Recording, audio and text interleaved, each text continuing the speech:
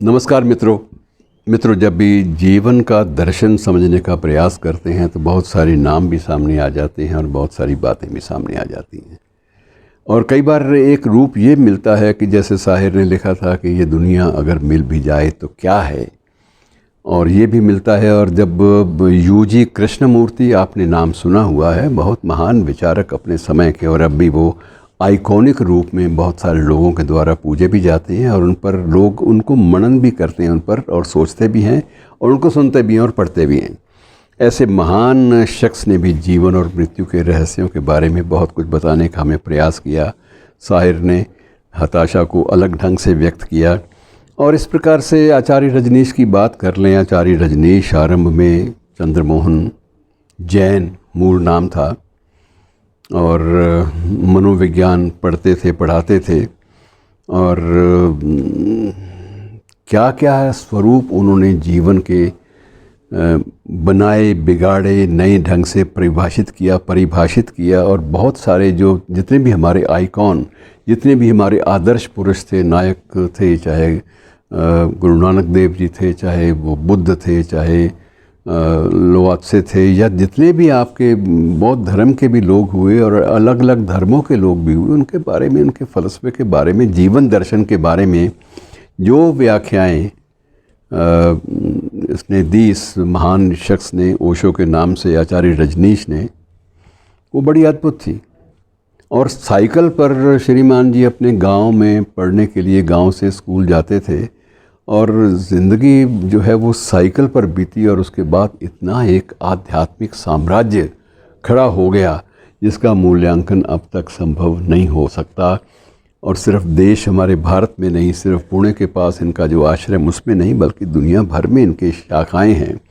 और कई जगह पर यह भी देखा है कि छोटे छोटे कस्बों में भी इनके माध्यम से लोग जीवन और मृत्यु का रहस्य जानने का प्रयास करते हैं।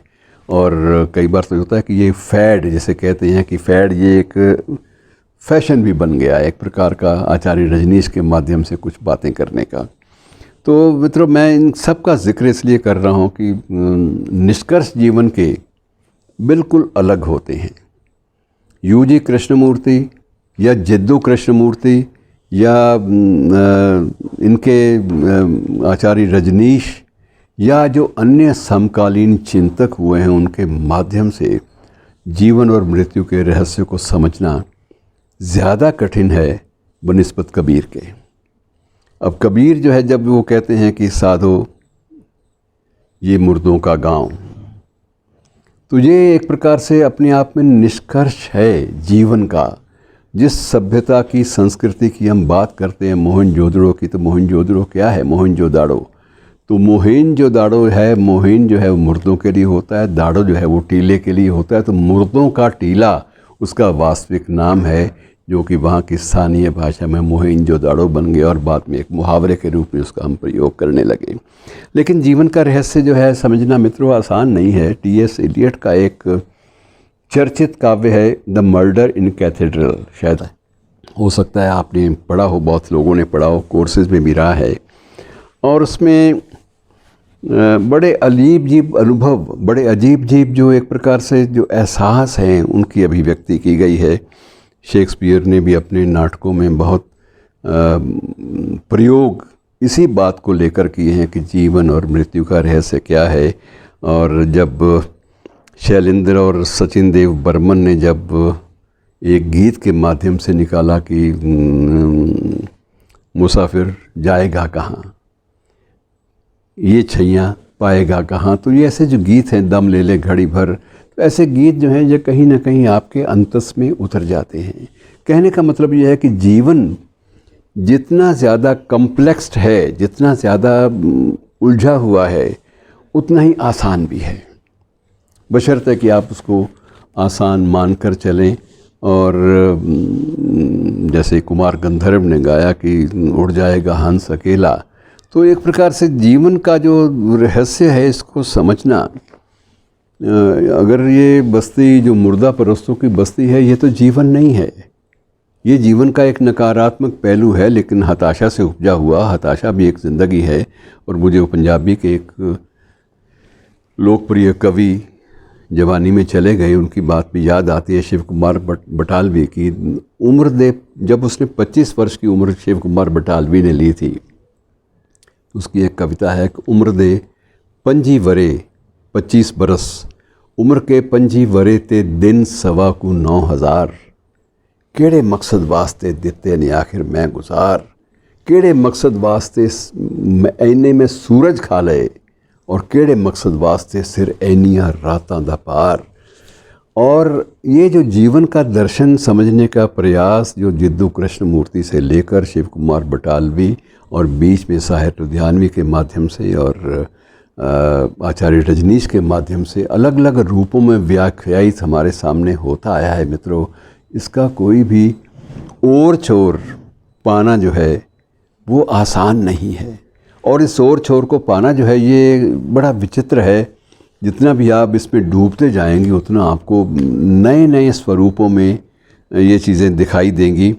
और एक और लेखिका को याद कर लेते हैं, आइन रैंड को भी। तो आइन रैंड के 2 उपन्यास हैं चर्चित, और कभी विश्व के जो साहित्य में उसका स्थान सर्वोपरि जो साहित्यकार हैं उनकी श्रेणी में उसको शामिल किया जाता था। उसका एक उपन्यास था एटलस श्रग्ड और एक फाउंटेन हेड।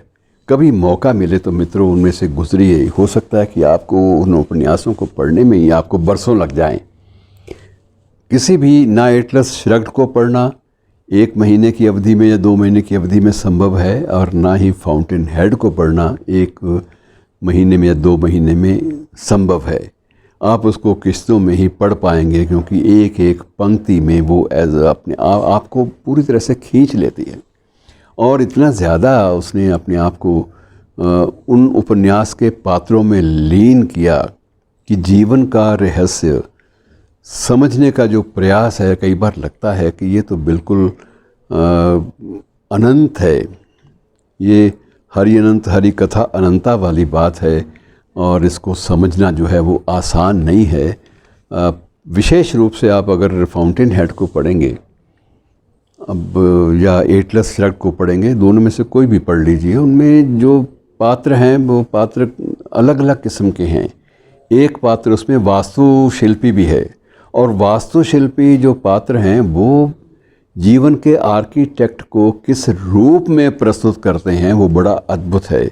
उसको समझ पाना हमारे लिए सामान्य रूप से संभव नहीं है, लेकिन मित्रों अगर जीवन के मर्म की तलाश करनी है, जीवन और मृत्यु का रहस्य तलाश करना है, तो आपको इन सब चीज़ों से, इन कृतियों के बीच से गुजरना पड़ेगा। तब जाके हो सकता है कि कुछ आभास मिल जाएं, और इन आभासों को पाना, इन पर कोई अंतिम प्रतिक्रिया देना ये मुमकिन नहीं है।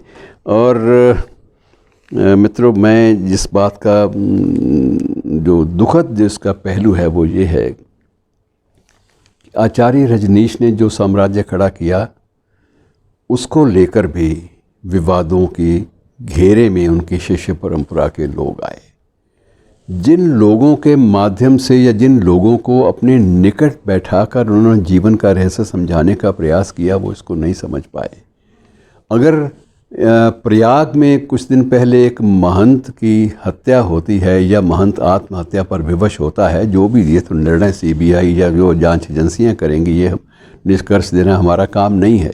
लेकिन उनके माध्यम से जो एक प्रकार से उनकी शिष्य परंपरा में जो बातें उभर कर आई हैं वो बड़ी बड़ी पीड़ादायी हैं। पीड़ादायी इन मानों में कि अपनी सारी ज़िंदगी खर्च करके भी, अपना सारा जीवन लगा कर भी वो लोग किसी भी निष्कर्ष पर अपने शिष्यों को नहीं पहुंचा पाए, और किसी एक दिशा पर, एक मार्ग पर उनको चलाने में सफल नहीं हो पाए। और ये सिलसिला सबके साथ हुआ मित्रों। स्वयं रामकृष्ण परमहंस भी इसके पहले शिकार हुए थे। और रामकृष्ण परमहंस की ज़िंदगी जब भी आप उनका विवेचन करेंगे आपको लगेगा अद्भुत। उनको लोग स्वीकार नहीं करते थे। काली मंदिर में उनको पूजा का अधिकार देने से पहले इनकार किया गया था कि इनकी जो जाति है उसकी जांच होनी चाहिए। और जब रानी रासमणी ने उनको उस मंदिर का अधिष्ठाता जब बनाया, तो उस समय जाके ये सारी बातें खुली कि ये व्यक्ति तो एक स्वामी विवेकानंद जैसे अद्भुत शिष्य दे सकता है इस विश्व को जीवन और मरण का वास्तविक रहस्य समझा सकता है, जीवन की सार्थकता, जीवन का औचित्य, यूटिलिटी, इन सब बातों को समझा सकता है। और सब बातों को समझना हो तो इन लोगों के माध्यम से समझा जा सकता है। लेकिन प्रश्न वही है जहाँ से हम चले थे कि जीवन और मृत्यु के बीच में एक महीन सी रेखा है। इस रेखा की पहचान करना मित्रों बहुत ही टेढ़ा विषय है, इतना आसान नहीं है। बहरहाल प्रयास करते रहिए। धन्यवाद।